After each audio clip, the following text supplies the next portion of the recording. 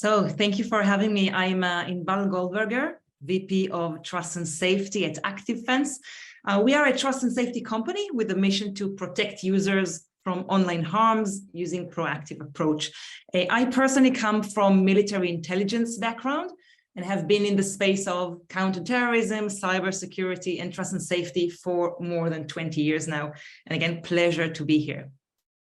So when we talk about online hate, how exactly does it look like? And we have seen a few examples just before, and it really depends on who you are asking and what perspective they have. If you ask someone with social media lens, they will describe hate speech like this, for example, a hateful post. We should get rid of all women's sports and have one giant women's Olympics that have sandwich making, laundry, and bad driving competitions. Or hateful comments. But if you look at this with an online gaming lens, we will talk about games that mimic the Christchurch shooting, or games in which players are designed as Nazis, or games where you can just kill different minorities. If you ask someone from audio sharing space, they will talk about hateful podcasts or hateful songs. Here is the example of a QAnon influencer with his Woke Societies podcast. Or if you look at this from the online marketplace lens, we can talk about merchandise of hate groups, like a t-shirt of the Proud Boys. Someone from crowdfunding platform will say, oh, of course, hate is neo-Nazis groups like Homework Helpers 88 raising money to fund their activities. What happens with bad actors is that they move between platforms. They can communicate on one, manage their community of fans on another, raise funds on a third, and sell their products on fourth, and so on. And this is why I'm such a big advocate of the cross-platform approach that analyzes harm across the online realm. And oftentimes, online platforms have great visibility into the data inside their own platform, but only to this data. And they may be blind to what the users are doing outside of the platform that later may circle back into the platform, which may create an effect of looking under the lamppost when they try to fight hate on their platform. So this is the first pillar, cross-platform approach. Now let's talk about tactics of spreading hate. And thank you for Anthony Featherhouse, who mentioned the underscore, which is a tactic of creating new accounts. So as online platforms become more sophisticated with their detection techniques, hate groups keep improving their own tactics to evade their protection mechanisms. So I'll talk about two tactics, code and off-platform activity. Let's start with a very simple tactic of using code names. Here are some examples of ways to talk about subjects of hate without being detected. So some of you may know because they are very knowledgeable about hate. So for example, 1488, it's a white supremacy slogan that has two parts. The 14 means we must secure the existence of our people and a future for white children, and 88 stands for Heil Hitler, and then emoji of a nose, talking about Jews, emoji of money bag, emoji of a woman wearing hijab, and a block sign, an SS in disguise, and Jews with special characters, and foids, a short for female humanoids. And of course, hate doesn't come just in English. It comes in all languages. And for example, in Hindi, I translate to shoot the traitors of the country. Another tactic is called digital raids. It's a form of overwhelming a group and ideally disrupt their community. So what they do is coordinating an attack, an online attack, on a forum or chat.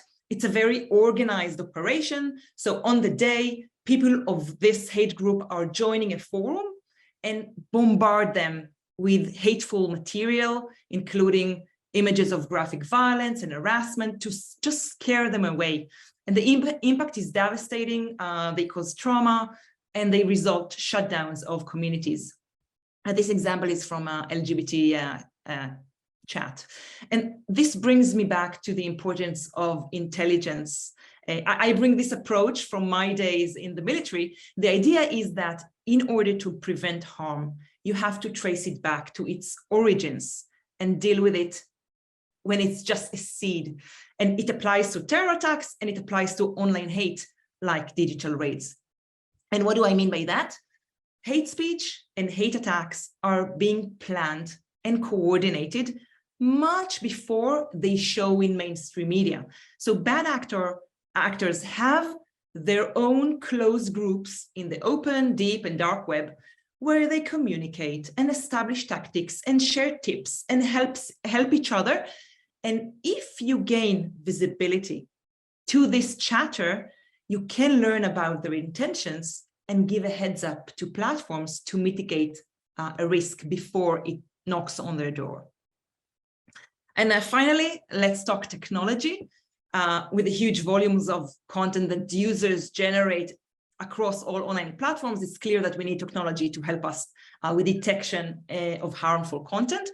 So a common practice is a keyword-based algorithm. So for example, you want to block everything with the N-word, but not always.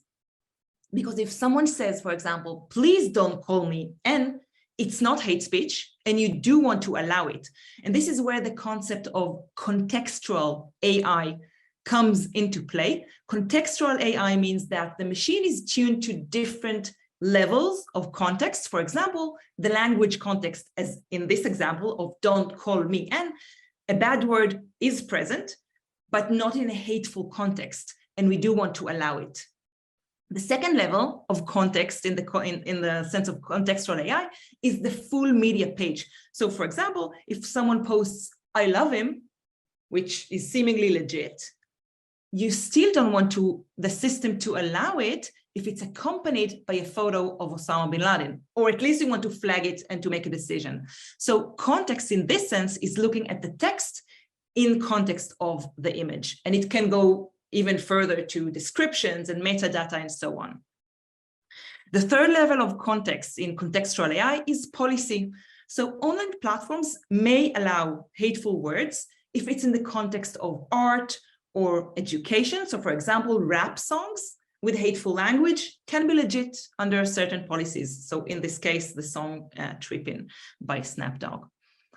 And the fourth and last level of context is the ever-changing world and the evolving terminology developed by hate groups, partly, by the way, to evade protections of online platforms.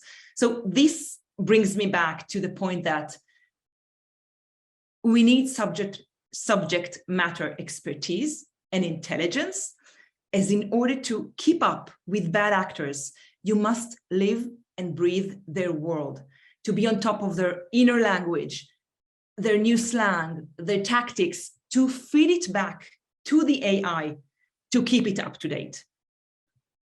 So just to summarize ActiveFence's approach to detection of online harm and hate, hate looks differently across the online sphere. If we want to effectively detect it, and this is our approach, we should hire experts in these fields across languages and cultures.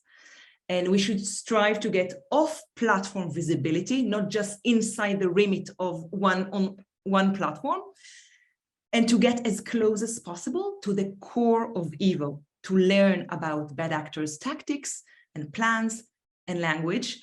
And of course, we should have the best technology to support these efforts. And this is it. Thank you.